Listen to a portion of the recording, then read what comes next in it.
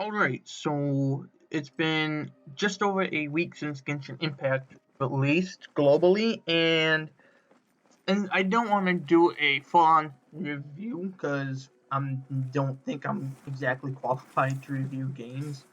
Instead, I wanted to just kind of give my initial impressions after this first week, and essentially, as the video title suggests, this is going to be me talking about, in my opinion, the good, bad, and ugly of Genshin Impact 1 week after launch. So the first thing I want to talk about is going to be, obviously, the good of Genshin Impact, and the first thing I want to bring up is going to be the aesthetics of the game, because they're probably one of my favorite parts of the game, and I want to get this out of the way right now. This game is not a Breath of the Wild clone.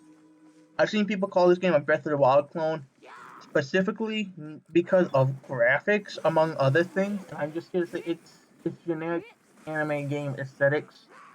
I would honestly compare this game graphically more to, I would say, probably Code Vein or Xenoblade Chronicles 2 than Breath of the Wild. Breath of the Wild I don't think is quite as saturated. But yeah, the aesthetic, it's just generic anime, and I'm not saying that to be rude. It's honestly, I think the best way to put it is I enjoy the aesthetic. I think it looks really good if it's done right, and in this case, I think it was done very well. And that brings me to the next point of talking about the environments. If you've heard me talk about Xenoblade 2 Chronicles, yeah, Xenoblade Chronicles 2 before, I have no idea why the fuck I messed it up.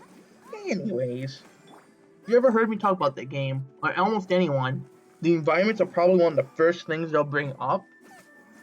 And I want to say this game is exactly on par, but they still did a really good job with the environments. Liyue and Mondstadt both feel very unique. Mondstadt's got that more, I guess, European vibe to it. It's got the forest, it's got some flatlands, it's a little bit hilly, like foothills.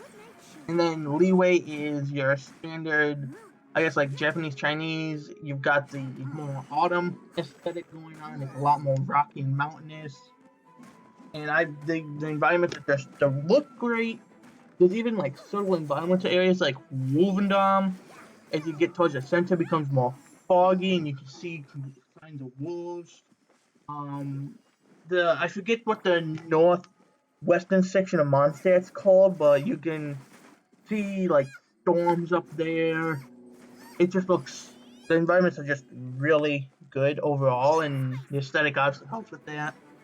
It helps as well. The environments are just chock full of collectibles. Like you have the Animoculus and Geoculus, depending on if you're a monster or Leeway, that you can go collect to upgrade your stamina at the Statues of the Seven. There's chests just absolutely littered everywhere. Like, I want to say the achievements, the maxed out achievements for chests from Mondstadt's 400 and Leeway's like 800. There's just a metric buttload of chests. There's, I think, all combined of the elemental oculi or whatever the heck you want to call them, there's over 200. The Sealies, which are the little spirits you can guide around to open stuff up, there's a lot of them. I don't even want to take a guess. Probably well over 100. And that's not even counting stuff that you can open up just by exploring. There's like resources you can gather. There's NPCs you can talk to that wander around. Some of them have quests. There's enemies. The world just feels really alive, which is another reason I wouldn't say it's a Breath of the Wild clone, because the world, in my opinion, feels a lot more alive than Hyrule did. And while we're still kind of out of topic of quests, I do want to bring up the quests, because there's technically like 4 types, and I feel like most of these quests they did really well. Primarily the main story, aka the all-crown quests and the story quests. The all-crown quests, once again, they're pretty much the main story. The only issue I have with them, which I'll talk about briefly in the bad, is that they're limited by your adventure rank, aka your profile level, which is a huge deal. I'll talk about that a bit more later, but the primary plot, it's good. I want to say it's bad. I want to say it's amazing, but the way they incorporate it and do it, it definitely works. The small quirks in the story work well. And the story quests, I think probably are the best part of the game. They pretty much focus on one or two main characters. I would say probably my favorite so far has to be the Lisa one. I know a lot of people liked that one, and I know a lot of people bash on the Kai one because it paints him as an idiot. I thought the Kai one had a pretty good resolution. Beyond that, you have side quests, which are minor, almost completely unvoiced. 9 times out of 10, they're pretty insignificant, although I will say some of them do have some really cool secret stuff aligned with them, and you actually have to go find them out in the world. They're not normally in your quest book. And then you also have the Adventurers Guild commissions, which are literally just your daily missions. There's nothing to write home about. Usually there's one that has some substance to it, but most of them are usually just go to a location, murder a bunch of baddies, head back to town. But they work. But yeah, the story quests though, oh man, the story quests are really good from what I've seen so far. I do want to. I was gonna talk about comics, but I do want to skip real quick into talking about the characters. I know some people bash on Paimon, but honestly, I feel like they did a really good job just in general with all the characters. Everyone, I mean, all the main characters at least, they're unique. The ones that you can actually play, from what I've seen, most of them have a unique playstyle, even within the same weapon type. The designs are all pretty varied. The personalities are all different. It just did a good job on that. And then once again, obviously, combat. Combat is probably the main one of the biggest selling points of the game as well. And another reason I would say this isn't a Breath of the Wild clone, because the whole idea of you have to build a team of 4 characters of various elements, and then you can combo those elements together. There's so much potential there, and they've done a really good job realizing it so far, and I can't wait to see what they do in the future. Especially, I've heard I'll rest there for a second. Jesus Christ. Yeah, I think we have 6 of the 7 elements. We don't have a Dendro character, which makes sense. The only element it has is if it's by fire, it burns. So they might do something with that. They might not. I am interested to see. And the final good thing I want to bring up, this is a little bit more of a neutral. The OST is, it's good. It's not going to be a major selling point of the game, at least as of now. In my defense, I will say Final Fantasy XIV has absolutely spoiled me. Soken is a freaking mastermind of a musician. So I might be underrating the music a little bit. It's definitely good. I definitely enjoy it. I don't think people are going to get tired of it very fast. But yeah, it's not a main selling point. It's pretty good though. Alright, so now I want to go into talking about the bad. This section hopefully is not quite as long. So let's just start off with the first one, which I think a lot of people are going to agree with me on this. Sensitivity needs some work. If you don't know what I'm talking about, the game only lets you change your horizontal sensitivity. You can't change your vertical. The vertical is very low. And since the game actually forces the camera at like an 80-degree angle to the ground anytime you... Would it be 80? Depending on how you look at it, it'd be like a 10 or 80, depending on how you look at it. Fuck the geometry. The point is, it shoots the camera almost looking straight at the top of your character's head.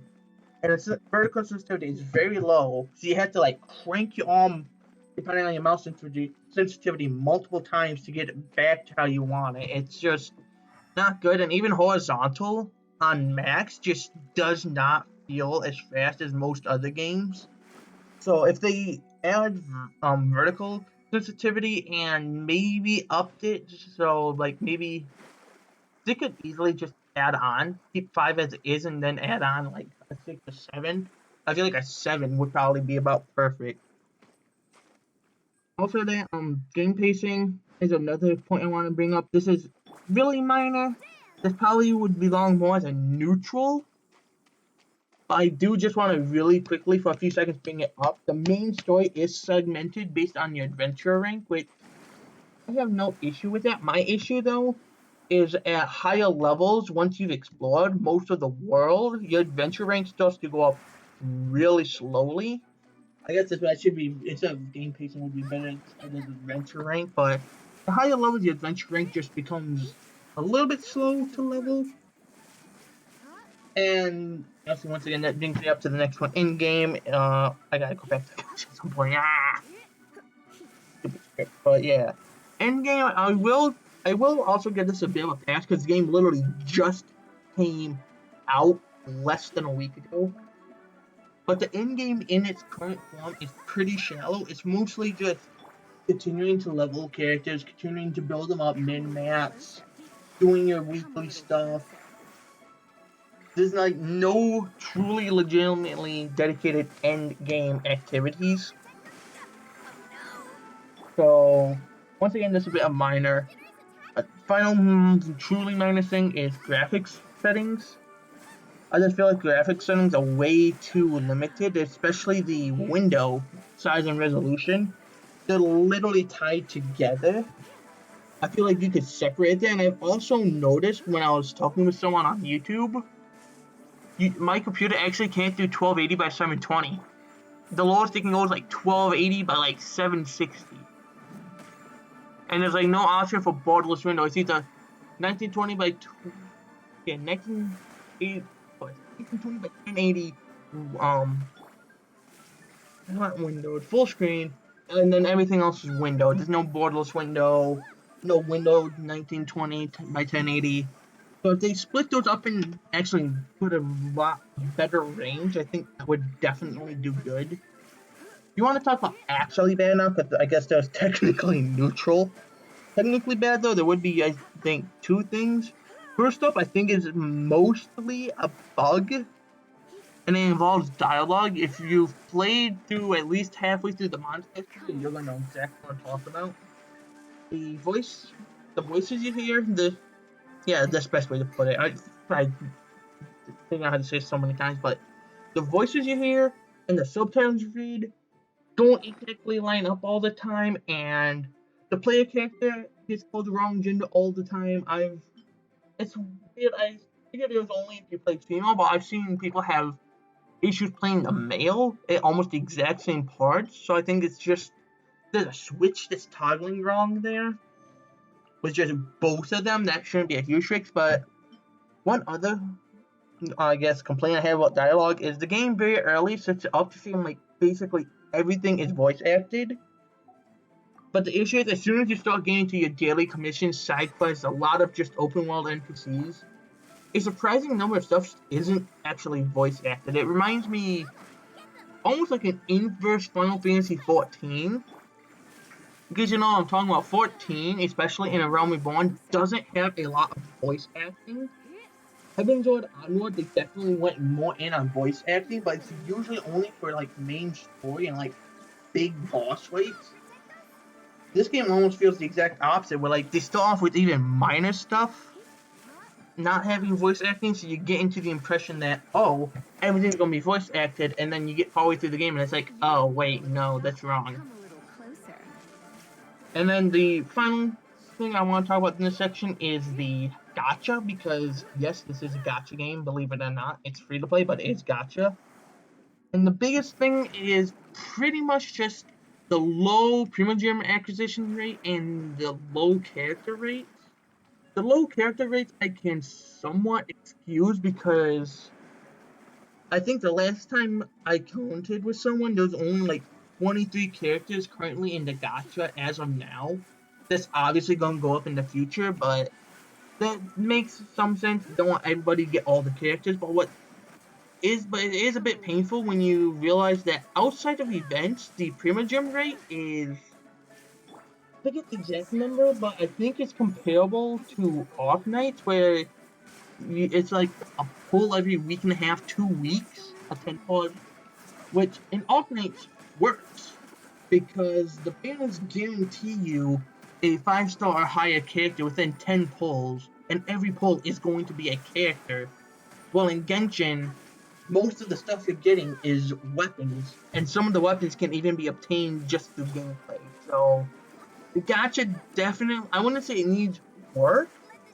I would just say in the current iteration it feels bad, and either characters need a slight bump until more get added into the pool, so that the pool is just overall more saturated, or they need to up the primogem rate, which I think would probably be the slightly, I don't know about easier, but I think it'd be the more widely accepted option if they just in general up the amount of primogems you get. Or an interesting thing I just thought of while talking about this, they could reduce the conversion rate slightly. I'm not talking about like giant with like, oh yeah, it should be like 20 primogems. I'm talking like, I guess I don't know, like I don't know, like maybe like 120, 130, a little bit less, not like colossally less, but enough that you can get a few more pulls out of it.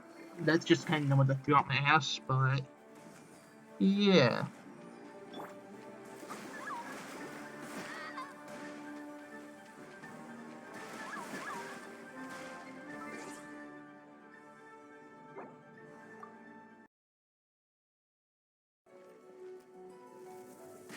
Alright, so let's get straight into it, the ugly section. This is the stuff that I think really hurts the game, and it's obviously the worst stuff in the game. So, first one up, I think most people agree with me on this. The game does not feel well optimized. Phones, it's understandable. They're not the most powerful things on the planet. The game is pretty big, pretty huge scale for a phone. That's whatever. PlayStation, I can't really comment on. I haven't heard much about PlayStation. PC though, if you guys saw my last big video, holy crap! You take a one quick look through the comments section, or even just look through Reddit or forums in general. The game is not well optimized. It has a ton of graphical bugs.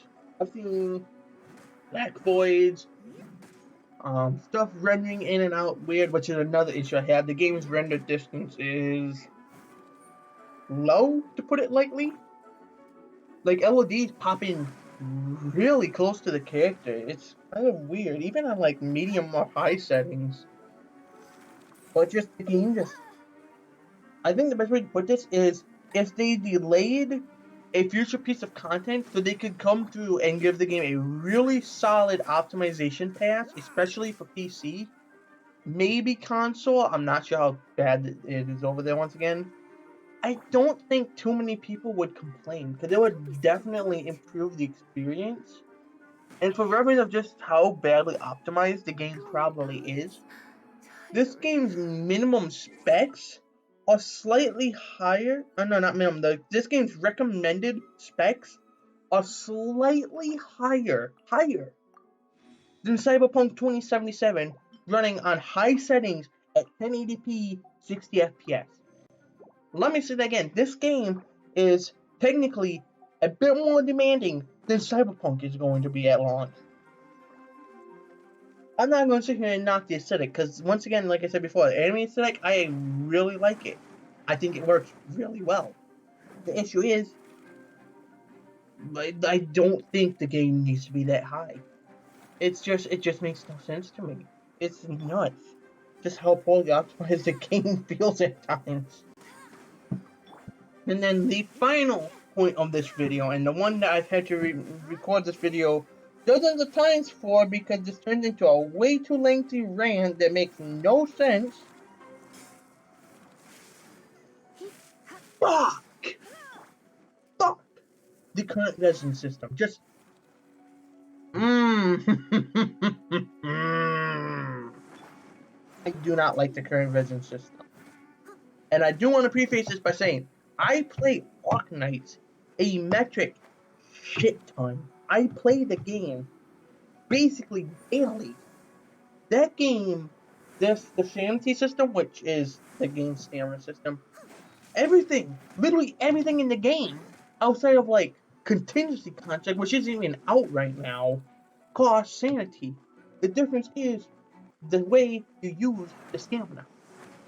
So in Arknights, how do you use it? You use it once again for everything. The primary use, because you aren't going to be forming story levels outside of a few really low tier ones that cost like 7 to 10 sanity to farm low tier resources, which is much more efficient than farming high tier. Or if you are farming those high tier resources, it's usually only like 20 to 25, and it regens at a decent rate. You can full on fill at least twice. And it's not hard to get the resources because events by themselves give an absolute shit ton. There's a few ways to get some resources like money and XP passively. And like I said, it's not that hard to build up a lot of low tier resources and even mid tier resources. The only difficulty is high tier, and even then, if you just wait till after an event, you can mass farm and hoard them. Genshin isn't like that because the best ways to get XP is obviously exploring and opening chests. But once you run out of that, what is there? You have your ley lines, which cost 20, which is a lot. You have domains, which cost, if I'm not mistaken, 40, as well as bosses, which all your essential stuff is locked behind that. And then the weekly bosses cost like 60. And I do want to remind you, the cap is set at 120. In Arknights, you start off with like, I want to say like 80 or 90 sanity, but as your character or your profile levels up, you unlock more and more. So as you need to start doing higher sanity required levels to get higher tier resources, the game keeps up with you for the most part so that you can keep going for as long as you could before. The game also shits out potions like crazy. Like I just said, events, it's very common during events for them to have a daily login to give you sanity potions, which refill 100. I personally come out of most events with like 16, 17 of those hoarded up that I just blow on the very last day they're around and just. Let's just say outside of money, which is probably the hardest thing in the game to farm, I don't have resource issues. It's nuts. Genshin ain't like that. So far, I would say 90% of the refills you get are through the login event. And I know I just said that's how you get them through Arknights. You also get 200 for free every week through just weekly missions, which is literally just play the game. Play the game, and by the end of the week, you'll get this 200 free sanity. Genshin doesn't do that. You have to pay the currency, the pulling currency, might I add, to do that. If you're free to play, that's probably not in your best interest because you want that currency so you can pull on characters and maybe weapons if you're one of those people who actually wants to pull for weapons. No harm to you there. It's just this, I do not like the way the resin system works. The battle pass shows this well because you have a cap of 120 that you can hold at a time. It takes 16 hours to fully refill, and you only regen like 160 a day. Arknights, I think, is like you can regen.